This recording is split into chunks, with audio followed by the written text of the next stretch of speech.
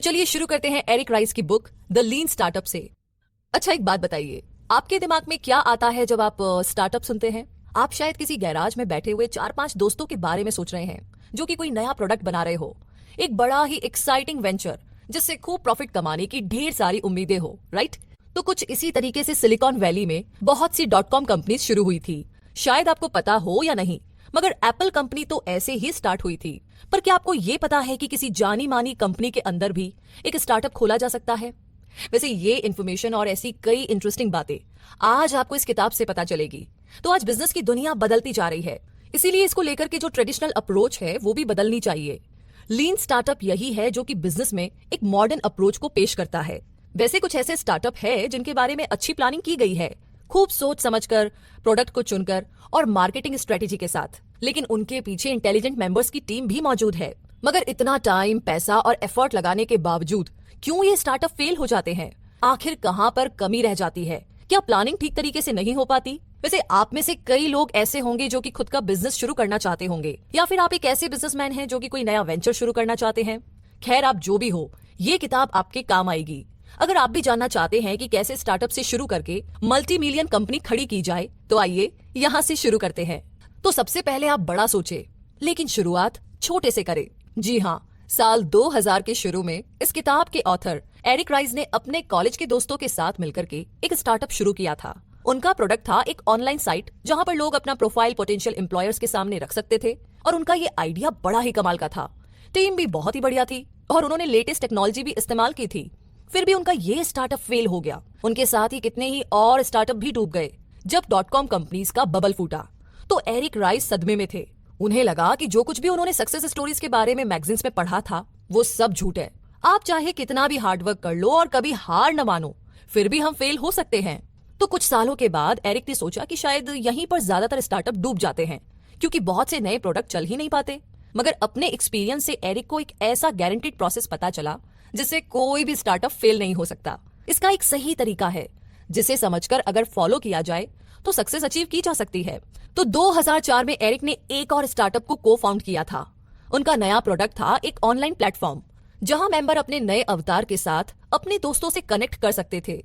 इस स्टार्टअप के बारे में जो एक्साइटिंग चीज थी ना, वो ये कि इसमें कस्टमर सब कुछ क्रिएट कर सकते थे, कपड़े, एसेसरीज से लेकर के अपने अवतार के लिए फर्नीचर भी। हालांकि ये काम एरिक की टीम के लिए बड़ा चैलेंज वाला था। जी हाँ, एक वर्चुअल वर्ल्ड बनाना, अवतार के लिए 3D टेक्नोलॉजी का इस्तेमाल करना, ये सब बहुत ही ज्यादा मेहनत का काम था। उन्हें इसमें पेमेंट और कस्टमर के लिए बाइंग फीचर डिवाइस भी क्रिएट करना था। तो एरिक की इस नई कंपनी का नाम IMVU था। अपने इस नए वेंचर के लिए उन्होंने अपने को फाउंडर के साथ मिलकर के एक एक्सपेरिमेंट किया, और सब कुछ गलत तरीके से किया। जी हाँ, उन्होंने प्रोडक्ट का अर्ली वर्जन निकाल करके, जिसमें बहुत कमियां थी, इसे रिलीज कर दिया और हाथों हाथ कस्टमर को बेच दिया। वर्चुअल वर्ल्ड को परफेक्ट बनाने में इतनी मेहनत करने की बजाय उन्होंने कस्टमर को इसका फीडबैक सेंड करने की छूट दे दी। उनकी ये अप्रोच बिजनेस के ट्रेडिशनल तरीकों के हिसाब से एक बहुत बड़ी गलती मानी गई। हर चीज रिलीज होने से पहले तैयार होनी चाहिए थी, स्ट्रेटेजी, प्रोडक्ट, मार्केट प्रेडिक्शन, हर चीज। मगर एरिक का बिजनेस लॉन्च का ये तरीका मॉडर्न बिजनेस की दुनिया में एक नया ट्रेंड बन गया। बिजनेस की दुनिया के नए प्रिंसिपल के लिए ये तरीका एक बेसिस बन गया है, जिसे लीन स्टार्टअप कहते हैं। तो आइए जानते हैं कि लीन स्टार्टअप क्या है।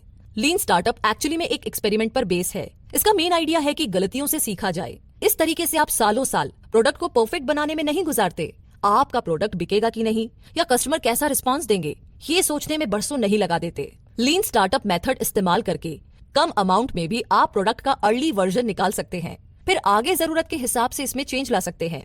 ये आइडिया है कि इनोवेशन चलती रहे, जिससे कि नया प्रोडक्ट वेस्ट ना हो और मार्केट से बाहर ना हो जाए।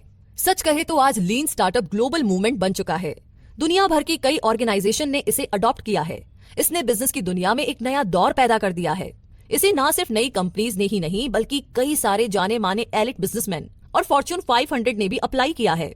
और मजेदार बात तो ये है कि एरिक राइस की कंपनी IMVU ने इससे 2011 में पूरे $50 मिलियन कमाए।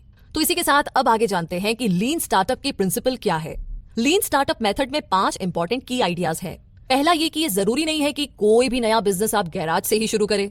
इस बात से कोई फर्क नहीं पड़ता कि आप कहां से शुरू करते हैं। जब आपने एंटरप्रेन्योर बनने की ठान ही ली है, तो एक स्टार्टअप में पहले से आप कुछ भी प्रिडिक्ट नहीं कर पाते। कोई भी ऑर्गेनाइजेशन जो कि एक नई सर्विस या प्रोडक्ट शुरू करती है, वो उसका स्टार्टअप होता है। जब उसे उसके चलने या ना चलने का कोई पक्का भरोसा नहीं होता। तो लीन स्टार्टअप हर इंडस्ट्री, हर सेक्टर और साइज की कंपनी पर अप्लाई हो सकता है। दूसरे नंबर पर मैनेजमेंट आता है।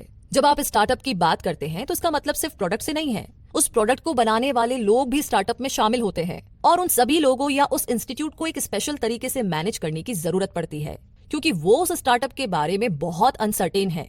और तीसरे नंबर पर है वैलिडेट लर्निंग, जिसका मतलब है ऐसे एक्सपेरिमेंट जो कि बिजनेस में किए जाते हैं, ये जानने के लिए कि उन एक्सपेरिमेंट का रिजल्ट बिजनेस के ऊपर कैसा पड़ेगा।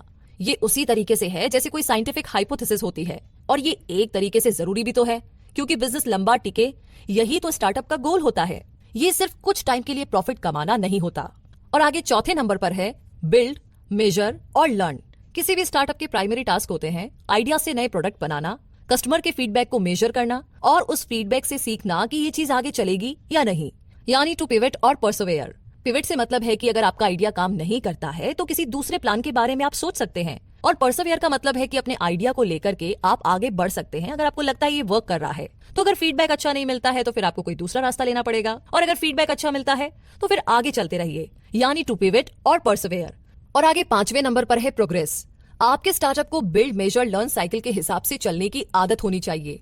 फीडबैक मिलते ही इसे अपनी कमियों पर काम कर लेना चाहिए।